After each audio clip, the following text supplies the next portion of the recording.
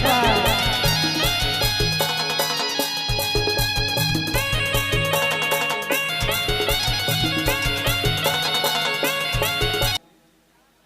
भाई आप लोग आते हैं तो